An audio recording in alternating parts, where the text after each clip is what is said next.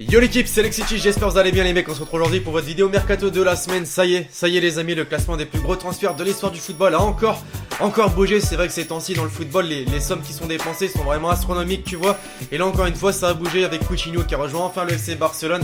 160 millions d'euros. C'est vrai que ça fait un petit peu cher, donc vous me direz en commentaire si vous trouvez ça juste, la somme de son transfert. Bref, on va parler de tous ces transferts officiels et rumeurs de transferts qu'il y a eu ces derniers jours les amis. Je compte sur vous pour lâcher un gros pouce bleu si vous kiffez toujours autant. Et donc sans plus tarder comme toujours, on est parti.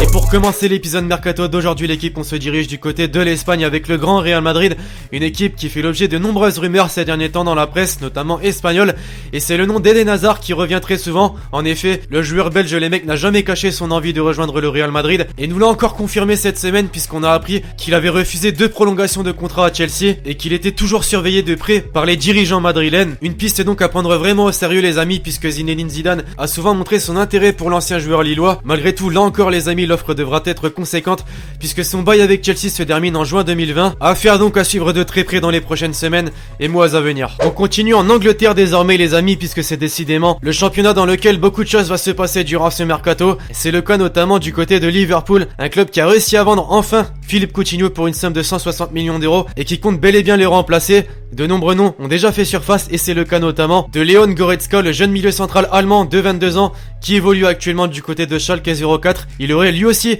à l'image d'Eden Hazard, refusé de signer un nouveau contrat avec lequel il aurait pu percevoir un salaire alléchant de 12 millions d'euros par an. Et c'est donc Liverpool qui semble être le plus apte à le recruter, non pas durant ce mercato hivernal mais dès l'été prochain. Mais à ne pas oublier que Leon Goretzka est également dans le viseur du grand Bayern Munich. On passe avec l'équipe qui aligne des sommes de buteurs pour des défenseurs les amis, bien évidemment Manchester City. Plus sérieusement, c'est vrai que c'est l'équipe qui met souvent une somme d'argent conséquente sur les défenseurs et ça va apparemment se refaire puisqu'en effet le club Citizen s'intéresse de très près au jeune défenseur central français du FC Barcelone, Samuel Umtiti. C'est le journal L'équipe qui a révélé cette semaine que Pep Guardiola a jeté son dévolu sur Samuel Umtiti qui était arrivé en Catalogne durant l'été 2016. L'ancien lyonnais est considéré comme la meilleure recrue estivale des Blaugrana et intéresse donc fortement son ancien coach du Barça. Il a aujourd'hui une clause libératoire de 60 millions d'euros, une somme donc clairement abordable pour Manchester City qui n'hésitera certainement pas à les mettre. Du côté de Chelsea, ça risque également de bouger durant ce mercato hivernal, notamment dans le secteur offensif, puisque le Daily Mail cette semaine les amis a évoqué l'intérêt des Blues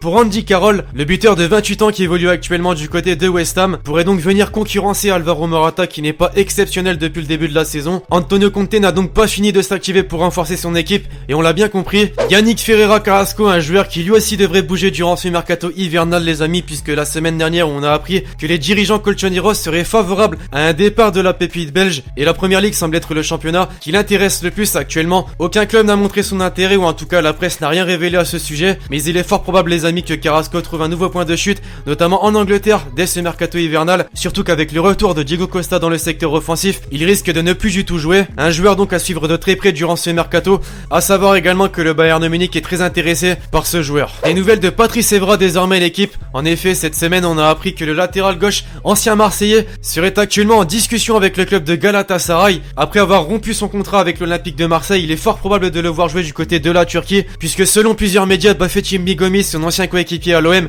serait en train de le convaincre de rejoindre le club Stambouliote. Les contacts entre le club et le joueur sont à un stade avancé et à l'âge de 36 ans il pourrait donc rebondir. Bonne ou mauvaise chose, dites-moi tout ça dans les commentaires. En tout cas il ne pourra pas faire pire que sa fin à l'OM. Et enfin pour terminer, côté rumeurs de transfert les mecs, on se dirige du côté de la Chine et plus précisément le club de Beijing Gowan, un club qui aurait selon la presse accepté de s'aligner sur le montant de la clause libératoire de Cédric Bakambu, l'attaquant international congolais de 26 ans qui évolue actuellement du côté de Villarreal. Les 40 millions que réclamait le club espagnol vont donc très certainement être payés par le club chinois et le joueur lui-même s'est montré très intéressé à l'idée de rejoindre la Chine. Assez triste de voir que de nombreux joueurs européens soient intéressés par le championnat chinois, même si on peut les comprendre quand on leur propose un salaire annuel de 8 chiffres. Côté officialisation désormais les amis, on commence tout d'abord en Espagne puisque le gros transfert de ces derniers jours est bien celui de Philippe Coutinho qui a enfin quitté Liverpool et l'Angleterre pour rejoindre l'Espagne et le club du Grand Barça. Il a signé pour une somme de 160 millions d'euros, enfin plutôt 120 millions d'euros auxquels pourront s'ajouter jusque 40 millions d'euros de bonus. La durée de son contrat quant à elle est de 5 années. Le FC Valence de son côté les amis a annoncé l'arrivée sous forme de prêt